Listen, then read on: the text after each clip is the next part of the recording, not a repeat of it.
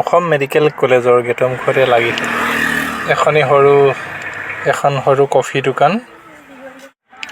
একাপ সুন্দৰ কফিৰ সোৱাদ ল'বলৈ বুলি আহিলোঁ। দোকানখন সৰু যদিও কফি কাপৰ সোৱাদ যথেষ্টই ভাল। আৰু আমি এনেকৈ কফি খাই মেলি দাদাজনৰ লগত দুই এটা কথা পাতি মেলি ওলাই আহিলোঁ ঘৰলৈ বুলি। অৱশেষত তেওঁকো ধন্যবাদ এটা দিলোঁ চাহ ইমান ধুনীয়াকৈ দিয়াৰ বাবে। এই ডিব্ৰুগড় মেডিকেল কলেজত আহিয়ে দেখিলোঁ মোৰ গাড়ীখনৰ সন্মুখত এখন গাড়ী চুইফ্ট ডিজায়াৰ ৰখাই থৈ দিছে। এতিয়া আমি আকৌ ফোন কৰি মানুহ মাতিব লাগিব। এতিয়া ফাইনেলি আকৌ মানুহ মাতিলোঁ। মই এতিয়া পাহাৰকি ৰাণী ওলাই যাব। এতিয়া ফাইনেলি দাদাজন আহি পালেহি, ফোন কৰি মাতিলোঁ। এতিয়া আমি ওলাই যাম ঘৰলৈ। ব'লক এবাৰ গাড়ীত সোমাই আমি যাত্ৰা আৰম্ভ কৰোঁ।